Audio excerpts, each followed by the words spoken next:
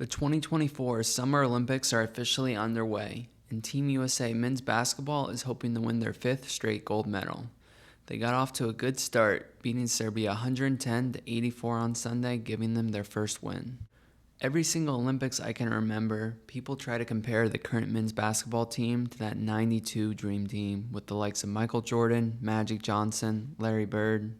Most of the time, these comparisons are a bit of a stretch, but this year Team USA called in the big dogs to get the job done. Other than watching the games in the Olympics, there's not a whole lot going on in the basketball universe right now. So today, I thought we'd do a player-by-player comparison of the '92 Dream Team and the '24 Olympic men's basketball team.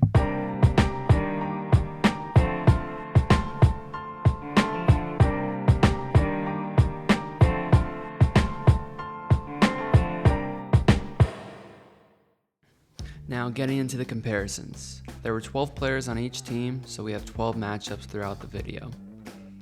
Some of these were far from perfect. One thing that tripped me up a little bit is the '92 team had a lot more forwards and centers than our modern day team, which has a lot more guards. All these comparisons aren't going to be perfect, but I did my best, and I tried to focus more on the stature or skill level of a player rather than how they played the game. Instead of just picking one player or another, I decided to come up with two different criteria to judge them on. The first being, how was the skill level of that player at the time of the Olympics? So 1992 for the Dream Team, 23-24 season for the modern day team. The next criteria was the full career outlook for the player. Now this one was a lot harder to do since we already know what the full career looked like for the '92 Dream Team, and a lot of these players on the modern day roster, we don't know exactly what their full career is going to look like.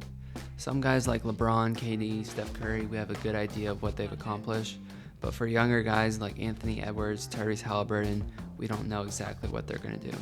So I gave it my best guess, and here's the list. Getting into the first comparison, Christian Laettner and Derek White. These two guys don't have a whole lot in common. They were both expected to be kind of the 12th man on their team, Christian Laettner being the college kid, and Derek White being the last minute add to replace Kawhi Leonard. Laettner was coming off an amazing year at Duke, averaging 21 points a game and winning a national championship. But he didn't have the same success in the NBA and was probably the weakest link on this Dream Team out of any of the players in terms of career success. Derek White, however, played a huge role in the Celtics in winning the title in the 23-24 season. A guy kind of just below that all-star level. Anyone who followed the NBA this year will know that some people were making a case in the media for Derek White to be an all-star just because of the huge impact he made. And it's probably better for Team USA that they added someone like Derek White instead of another guy that wanted to be a superstar.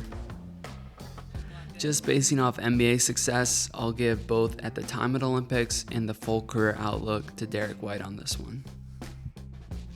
Next, we have Scottie Pippen and Jrue Holiday. Both guys were defensive stoppers with a good all-around game, and both of these guys won their second championship right before their respective Olympics. Pippen's 91-92 season was one of his best, as he averaged 21, 7, and 7, finished second-team All-NBA and first-team All-NBA for defense. He was just a few months removed from helping the Chicago Bulls beat the Portland Trail Blazers for their second championship, 2 of 6 he would eventually win throughout his career. Jrue Holiday had a little bit of down numbers compared to the majority of his career in the 23-24 season, but was still a huge help for the Boston Celtics and really showed up in the playoffs and especially the finals in helping the Celtics win the title. Career-wise, he's just not on the level of Pippen, only a 2-time All-Star compared to 7 times for Pippen, but definitely one of the best defensive players of his generation. We'll give Pippen the nod for both at the time of the Olympics and full career outlook. Next up, we have Patrick Ewing and Bam Adebayo. What made me compare the two of them is they're both defensively talented centers, and they both had a similar amount of career success, at least so far anyways, for Bam Adebayo. Ewing was a monster when he came into the league. Those first few years were probably some of his best. In the 91-92 season, he was still pretty good, averaging 24, 11, and 3. He wouldn't make the finals till a couple years later in that 94 season, and then the Knicks would make it again in '99, although he would be injured for that run. Adebayo isn't the offensive player that Ewing was, but he still finds ways to impact the game and help out his team. He's good for about 20 a night, 10 rebounds, and a good passer as well, while being a great defensive player in terms of being able to switch onto smaller guards. In 7 seasons so far, he's made 3 All-Star teams and been the second best player on 2 finals teams. Although he still has a bunch of time to add on to his career, I don't see Bam ever being the best player on a finals team like Patrick Ewing was and reaching that level. Thus, we're going to have Patrick Ewing as the better player at the time of the Olympics and in terms of full career outlook, although Bam still has a ways to go. Jason Tatum and Chris Mullin. Chris Mullin is one of the least talked about guys from that 92 Dream Team, but if you look at his stats during the 91-92 season, they were actually pretty similar to Jason Tatum's stats the last couple years. Now granted, he never won the title or played in nearly as many big games as Tatum. Another thing that kinda digs Mullin is after a 92-93 season, he never made the All-Star team again, showing his peak was a lot shorter than Tatum's probably will be. The 23-24 season wasn't even Tatum's best statistical year, but it was his best year in terms of career success as he helped the Celtics win a title. As much as I love what Jaylen Brown did in the finals, I feel like Jason Tatum should have been finals MVP, even if that doesn't give him any minutes in the opening game. Tatum was the much better player at the time of the Olympics, and will have a better career than Chris Mullin, even if he doesn't do anything else the rest of his career. Next we have John Stockton and Tyrese Halliburton. Compare these guys because they're both point guards who put up big assist numbers. John Stockton putting up more assists than any player in NBA history. In those early years, he had some ridiculous numbers, putting up 13-14 assists per year. He also had really good steal numbers, leading him to being on defensive teams throughout most of his career. The one knock on Stockton being his scoring not being on the same level as Halliburton's, specifically his shooting, as Halliburton's an excellent three-point shooter. But you have to give Halliburton credit in his own right for his passing and being able to run an offense, as he did a great job the past couple of years running that fast-paced, high-scoring Indiana offense. Stockton would have 2 finals appearances but never win a ring. Halliburton still has a chance to change that for his own destiny, but I don't see him ever putting up the numbers that Stockton did or ever being the best player on a title team, so we're going to give both categories to John Stockton and the 92 team. Clyde Drexler and Devin Booker. Both these guys were shooting guards who were the best player on at least one finals team. Clyde had those runs in 89 and 92 with Portland, and Devin Booker on that 21 Suns team. I feel like Drexler's mostly known for losing to MJ in that 92 finals at this point, but he had a great career in his own right, especially in that 92 season where he finished second in MVP and pretty much averaged 25, 6, and 6. You watch the highlights and he was definitely the second best shooting guard of his generation, and that's no knock considering MJ was number 1. It seems like more than 3 years ago that Devin Booker led the Suns to the finals. He also followed that season up, finishing 4th in MVP, and had the Suns have the best record in the NBA. Things haven't gone as well in the past couple years as they just got swept in the first round of the playoffs. It is now the question that Booker can get back on that big stage and potentially win a championship.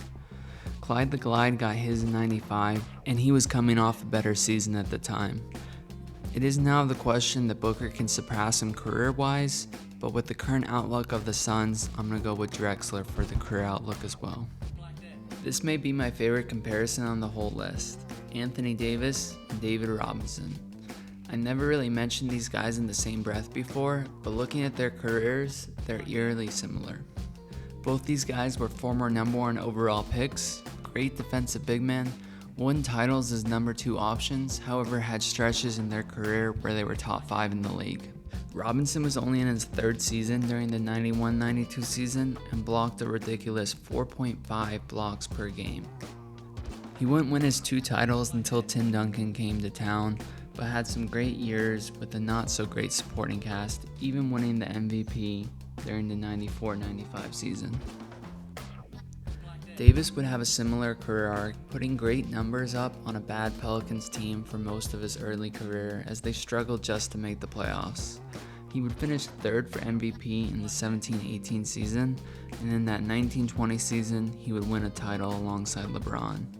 This was super close, but since their stats were so similar besides the block numbers, I'm going to give at the time of the Olympics to David Robinson and full career outlook to David Robinson as well. Just because he does have the MVP award and 2 titles, Davis never won the MVP and is sitting at just 1 title right now. The next one may be one of those comparisons that don't make sense, but we have Anthony Edwards and Charles Barkley. Both these guys are incredibly athletic and have some of the best highlight reel plays.